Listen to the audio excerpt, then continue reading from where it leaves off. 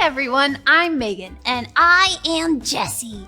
Megan, look at the meal I made to share with everyone. Ooh, yummy. What kind of food is this? Well, it's a pretend meal. I made it with Play-Doh. Oh, okay. You know, because we don't eat Play-Doh. Oh, right, of course.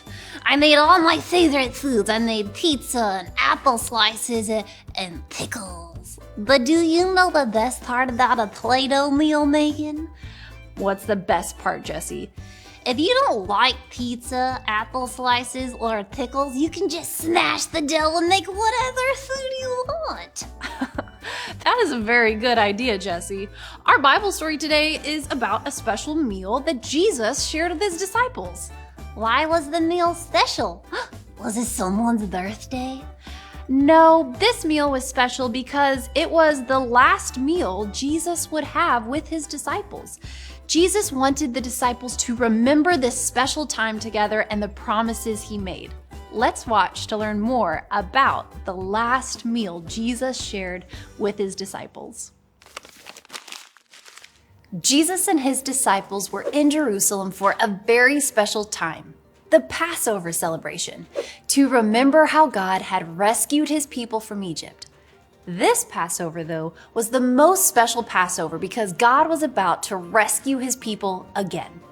This time, he would free people from the power of sin, and he had sent his own son to do the job.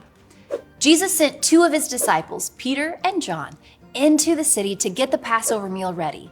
He said, "You will meet a man carrying a jug of water. Follow him." Jesus said that the man would go to a house, and the owner of the house would show Peter and John a large room upstairs where they could get the Passover meal ready. So Peter and John did as Jesus said. When the meal was ready, Jesus and his disciples sat around the table to eat. Jesus knew it was almost time to go back to his Father in heaven. Jesus said, "One of you will turn against me." The disciples were upset, but Jesus knew this was part of God's plan. Jesus ate the Passover meal with his disciples. While they ate, Jesus took the bread, broke it into pieces, and gave it to his disciples. He said, "Eat this.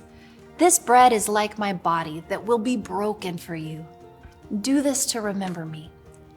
Then he took the cup, thanked God for it, and gave it to his disciples.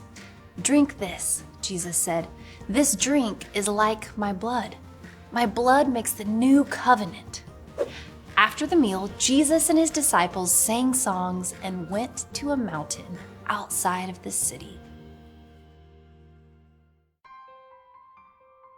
God's people had promised to love and obey God, but they broke their promise.